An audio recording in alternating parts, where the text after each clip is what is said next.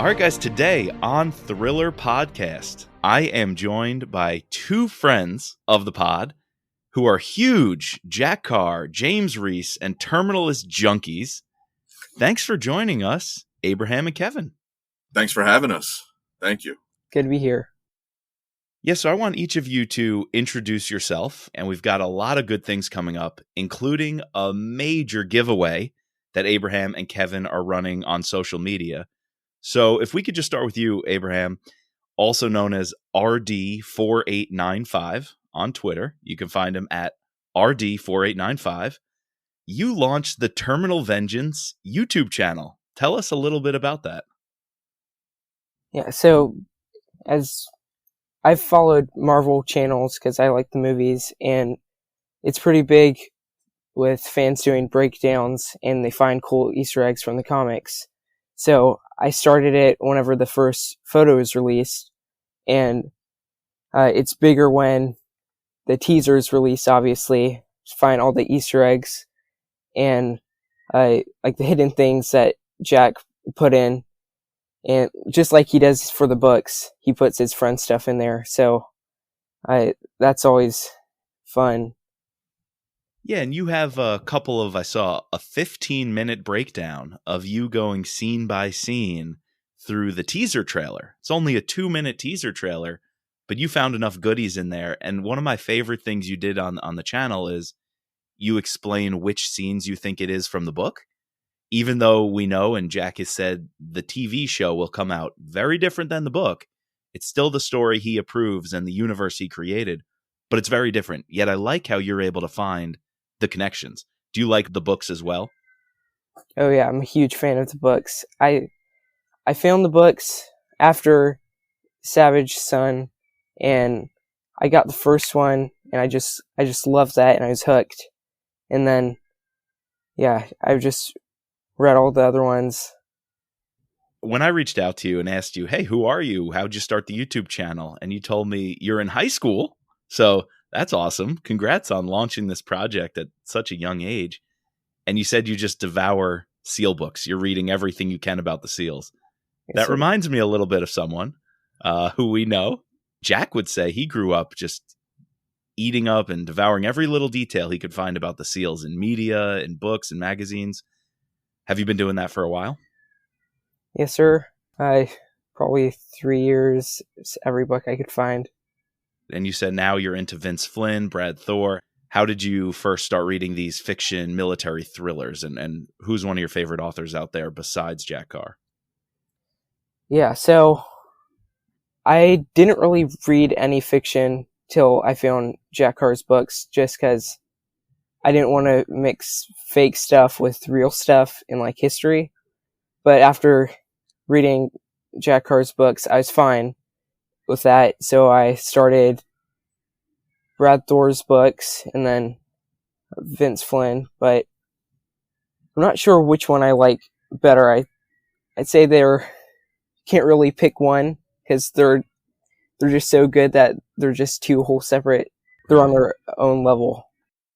They're the masters. And like you said, combining the real and the fictional, they do it so great. And Jack Carr, obviously, with his experience, is a master at that. So that's Abraham, but we are also joined by Kevin. And Kevin, you are a longtime supporter of Mitrap Pod, Scott Harvath Pod, the Thriller Pod. You're even a patron, so thanks for what you do. You are the reason we could keep this podcast going. And I want you on today to talk a little bit more about your social media game and specifically some giveaways that you have coming up. Tell us about yourself.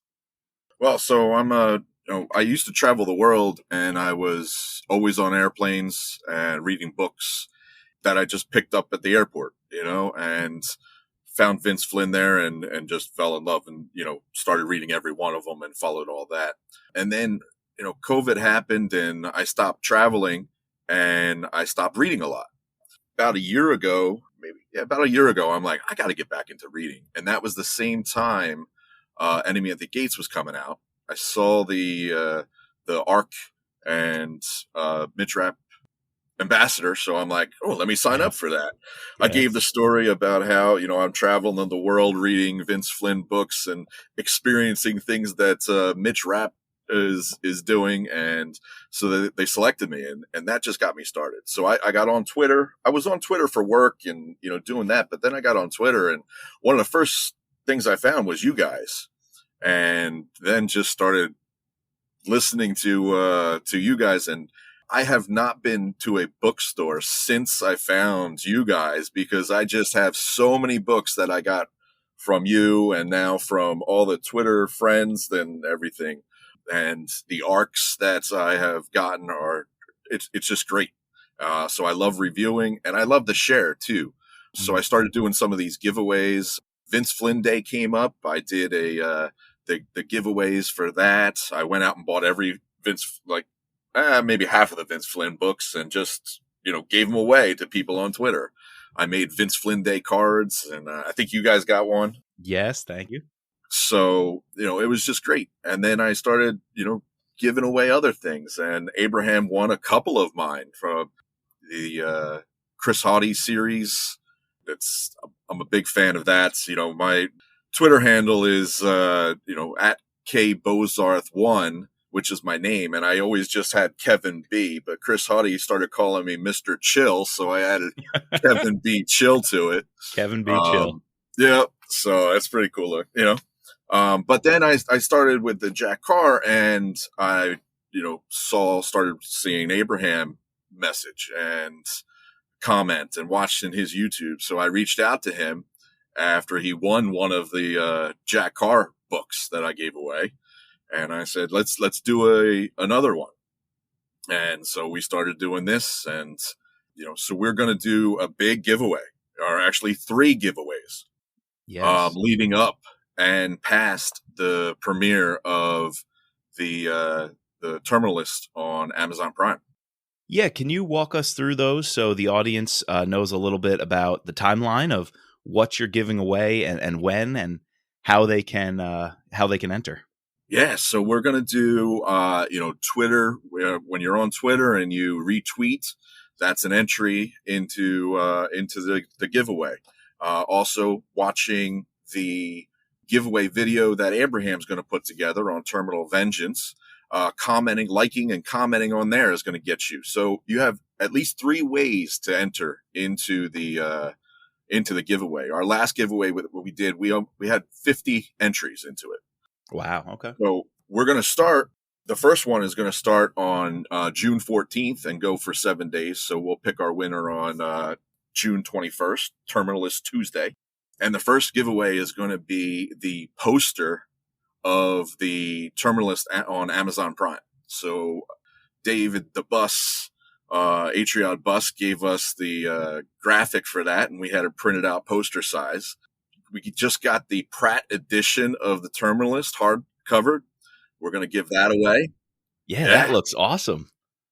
And then, we got to support Jack Carr, so we're going to give a $25 gift card to the Jack Carr website. Got to get one of those hats.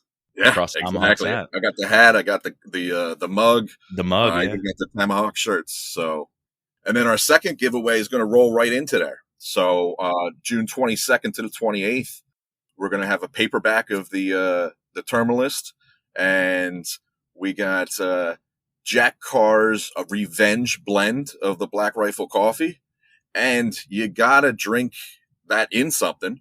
So we got the No Limits Thriller podcast coffee mug. Hey, there we go. Okay. Yep. I haven't seen one of those in the flesh. I haven't seen one printed up yet. It looks good. Yep. And then we're also going to throw in a poster in that giveaway. So, and that's June 22nd to the 28th. Exactly. Yeah. Okay. And then after that is our third and final giveaway. And this is going to last a while, because we want to get the people that just learned about Jack Carr from the Terminalist on Amazon Prime. So that's going to be June 29th to July 12th. So it's a lot of time. So we can get the people that are slowly seeing the Terminalist. And that's going to be big, because we want them to now read this series. So we got from Atriod Bus, David there gave us the 5 hardcover books. Nice. And then we got the poster. We got another $25 gift card. We got the Jack Carr Revenge Blend, which I haven't tried yet.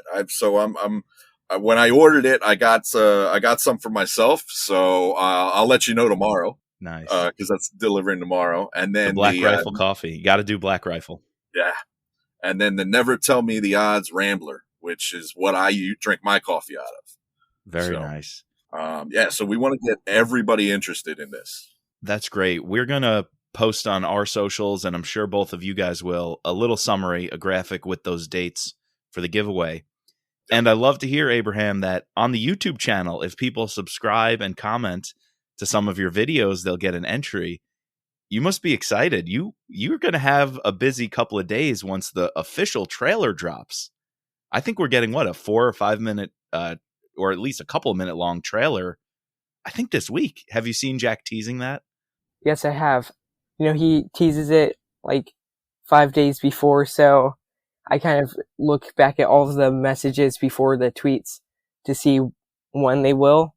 And there was on someone's reply to one of the Terminalist Twitter page's tweets that said that they'll be giving a hint around this 19th, I think. And the Terminalist will be at a film festival in Monaco or something. So I think they'll play it there first. Ah, that is some smart investigative work. That actually reminds me of Chris and I on the first season, the Mitch Rapp podcast. We devour every little detail about the next Mitch Rapp book. We'd bug Kyle Mills' socials. We'd follow every little drop and hint just to know when the next Mitch Rapp event was going to be. So that's awesome. You're doing that for Jack Carr here on again, we'll repeat, the Terminal Vengeance YouTube channel. Really easy to find. Just search up Terminal Vengeance. And we're looking forward to that trailer. There's a lot to come. All that you guys are posting, this giveaway. But I also wanted to dig in here and get your thoughts on a few things. We already had the teaser trailer. And Abraham, we know you covered it. You have a breakdown, every little scene. What'd you guys think watching that teaser? Did it give you enough? Did it give you too much? Are you seeing some similarities between the book and the TV show? One thing that stuck out to me is I think it's going to be a lot more psychological. I think there's going to be a lot around memory loss and what's going on with Reese's brain, where obviously that was a big part of the book, but I think they're going to play that up even more. Have you gotten that sense? I'll say, yeah, I see that on some of the things, and I think they're expanding a lot of the shorter things in the book that had to deal with that. And, I'm looking forward to that because it's not just about, they kind of go into the drug a lot more, I think, in that, what we got in that preview. But Abraham dives into that quite a bit more. Go ahead. Yeah, it looks like they'll cover that a lot more because they've 7 hours to do this rather than short pages and it's people talking. So yeah, it looks like it'll be a lot more. Yeah, there was this quote where Katie Beranek in the teaser says, headaches, paranoia, memory confusion. And Reese shoots back, well, I'm not crazy. And she says, you're going to need someone to help prove it. Where in the book, Katie Beranek, the journalist, is a bit more uncovering who's behind the scheme. And she's trying to put together the players, like who is Steve Horn and who are the Hartleys and how's the corruption going down. It seems here she's going to assist Reese on the investigative sense of the science or the psychology or the therapy and try to help rejog his memory and make connections with him or in his brain as opposed to making connections on the paper trail. How the Secretary of Defense is involved and how the bankers are involved. I feel like she played that role in the book. She might have a slightly different role here. So I think they're like Jack said, it's a little bit different than the book. And the later books, that relationship is forming. I think we'll probably see that relationship form more in the first series, in the video. And I think that's, it makes for better TV a little bit because of the romance and stuff like that. So I'm excited to see that. Yeah, and there's another line in that teaser, and I don't know who said it, but it was, I can't let you keep doing this. It might have been Taylor Kish who's playing Ben Edwards. I'm wondering if he's saying that to Reese. Is somebody or one of his allies going to actually think he's maybe going too far? Or is he saying it to someone else? That line, I can't let you keep doing this. I was trying to figure out why they put it in. Do you have any theories on that? Yeah. So in the teaser, it showed an FBI special agent. So it could have been him, or like you said, maybe it could have been Ben. And in the recent 10-second teaser on Twitter, he said like he had no obligation, and it kind of seemed like it was in the same tone as that. So that would be interesting. Yeah. Another scene, I was really excited when we saw that car flip over and a sniper barrel pop out. I'm wondering if that's the opening scene, the Wyoming shot. But then I was thinking some of the details are off. And you, Abraham, pointed out it's a different car than the one that Boykin is driving in the book. So maybe it was a tease for some of us geeks and nerds, or maybe it's a feint. Maybe they're trying to throw us off. You think we'll see that scene, the banker getting shot in the car in Wyoming? Yeah, it's an interesting difference, and I know Jack before said that he didn't want everyone just to be picking apart all the details, but that's what I'm going to do. It's just not negative. Exactly.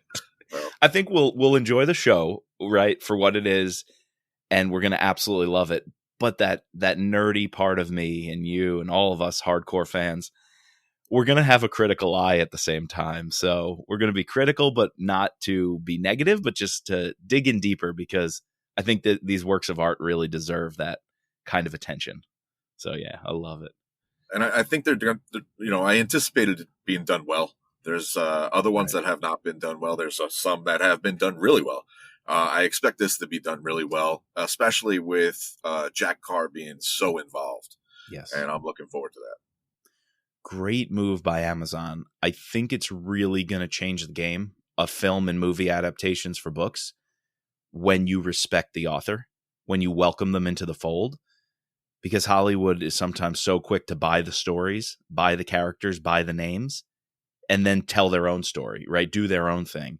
Yeah. And I really think this is going to be a game changer of how you get it right. And I think the Gray Man, Mark Rainey's Gray Man movie with Netflix, they have an opportunity. So if we get Netflix and Amazon to pull this off, and they already have with the Reacher series, I really think this is going to open up a whole future for thrillers to screen adaptations. Agreed. I'm looking forward to this trend. So, all right, let me ask you guys quickly about casting. I'm curious. Tell me about your thoughts on Chris Pratt for James Reese, even Constance Wu as Katie. And I hear it's a real SEAL playing Boozer, who I was interested in. The Boozer's got 7 episodes on his IMDb page, which is interesting because Boozer plays a very small role on page, a big role in Reese's life, but a small role on page.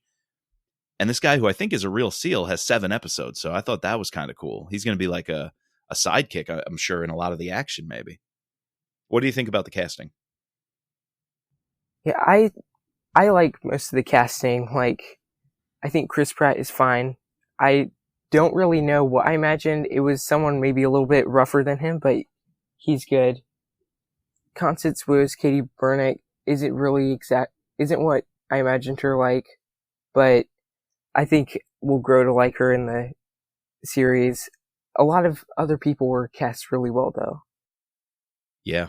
Constance Wu, that casting, that wasn't what I pictured in my head, but after seeing a couple of the teasers, it quickly changed my thoughts. So It's not like somebody totally different. And, that's the way it should. You're never going to get the exact person that you have in your head, but, trying to find that person close is the key. Right. You basically just need an investigative journalist who's competent and loyal. Besides all the physical characteristics that Jack wrote in the book, there's absolutely no reason you need to copy that one-to-one on screen. I mean, the only thing you have to copy is a faithful, loyal, dedicated friend who's going to do her job extraordinarily well and, that's in Constance's wheelhouse. So yeah, Yeah. definitely. Lauren and Lucy are slated for 5 episodes, according to IMDb. Are there going to be a lot of flashbacks? Or There's got to be. That's when I saw that, I knew that was going to be there, and that's what I think Boozer might be too. I'm wondering if that's going to be a lot of flashbacks into as his memory comes back and stuff like that, as he's doing this, however it's flashing that we see. I'm thinking that might be how that happens, but I don't know. That's what the excitement is. Right. Jean Triplehorn as Secretary Hartley, I think, is going to nail that role. It might not be much of her, but I think she can bring that presence and that political edge inside the beltway kind of hardball. So I think we're going to get a lot of hardball from her. Yeah, agreed. All right, one other topic let me run by you. We have 5 of the episode titles. We start off with The Engram, Season 1, Episode 1. And I had to look up what that is, an ENGRAM. And it turns out it's a science term about memory. So that definitely plays into our common belief that memory and the brain and this drug and the psychological aspect going on with Chris Pratt's going to be huge. According to Science Direct, it says, quote, "The engram is a hypothetical construct used to represent the physical processes and changes that constitute memory in the brain. The search for the engram is the attempt to locate and identify that memory." Are you guys happy that's going to be episode 1, something around the memory loss stuff? It kind of makes, from what they have shown, it kind of makes me think that they will start in like somewhere in the middle, but kind of work back in flashbacks and then make progress. Right. There's that scene of Reese undergoing some sort of operation. I think in one of the teasers he says, "Are you ready now?" Or let me see. Oh, "Almost ready to begin, James." And he says "copy" as he's laying down under like a like either a CAT scan or a MRI scanner. So will that be the first episode? Will that come later? Will it be a flashback? Who knows? I don't know. But then it looks like another scene has the that location is now trashed. So I'm wondering how that's going to work out. Oh, that's a deep cut. Okay. The medical facility. Interesting. Yeah. Right, and then the other episode. Mm-hmm. Go ahead. No, please. I was just going to say the other episodes are encoding, consolidation, detachment, and disruption. It looks like we're getting these one-word descriptions of, I guess, maybe what Reese is going through, or maybe thinking about the team and the unit. Like these words almost describe a team, like a team of operators. Consolidation, detachment, disruption. Almost like we're in the field. Did you pick up on that? I didn't. I was actually trying to kind of put those words into the story, the chapters basically in the book, and figure out where they could go, but I couldn't figure that out. So that's where because like we said about going backwards. So in the books, we don't really get into the drug until about halfway through. That's true. And when we're talking about the memory in the first part, in the first episode, then are we starting in the middle and working our way back? With the medical scenes, are we actually going to? Is this going to trigger? Like if he goes into the MRI, is it going to trigger memory?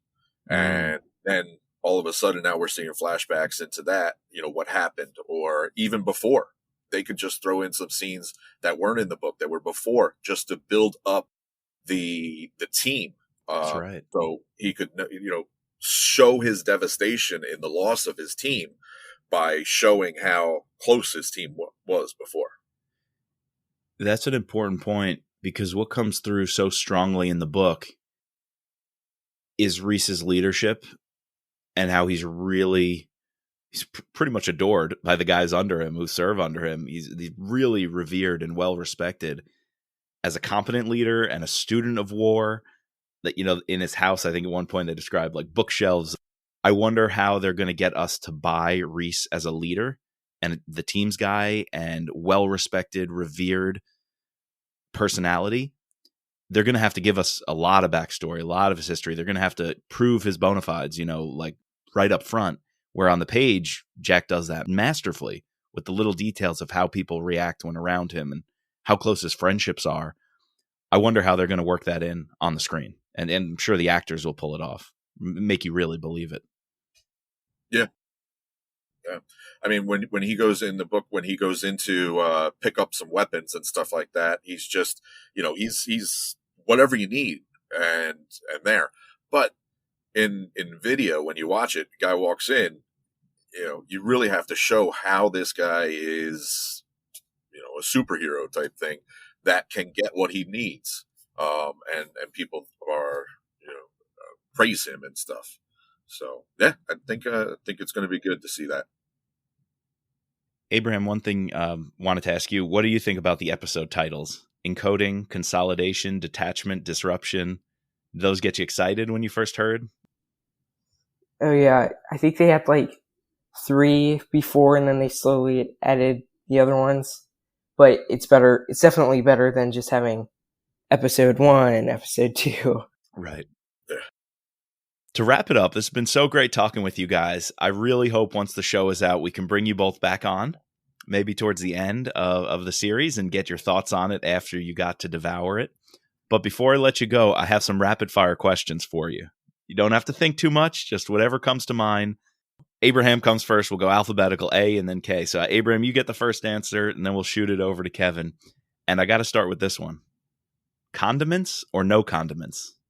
You doing the ketchup, the mayo, the mustard? Condiments. I know Reese doesn't like mayo, but I'm fine with it. If I'm with Reese, I will have my sandwich without mayo. But if I'm making my sandwich, it's with mayo. Yeah, condiments. It made me wonder, does barbecue sauce count? Because I could see Reese crushing some ribs, feel like he'd slather it in sauce. But he's not a condiments guy, so I've always wondered that. Yeah, that's a good point. All right, how do you take your coffee? Abraham, do you even drink coffee?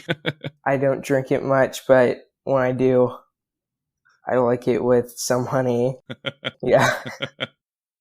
So before I started reading Jack Carr, it was black coffee, but started read that and honey. I was like, what is honey? And so now I'm honey with a little bit of cream.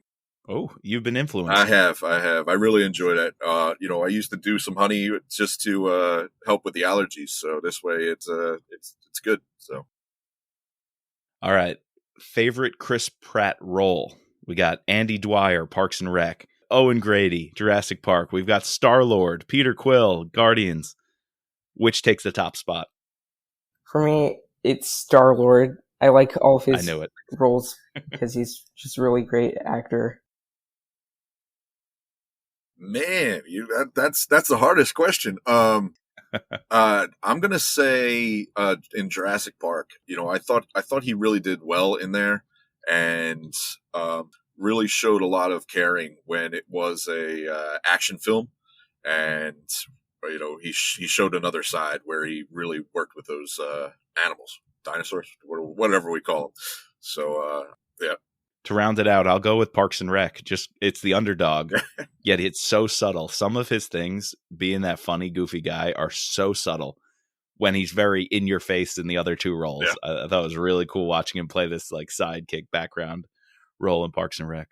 But to your point, Abe, yeah, it's going to be interesting. When I first heard Chris Pratt, I was like, love the dude, awesome guy, supporter of military issues, but he's a goofball, and James Reese is not a goofball, so I think he definitely hardens up for this role, and he's gonna nail it. But my first reaction was like, "Oh, interesting." I always thought he was that funny, goofy Star-Lord kind of guy.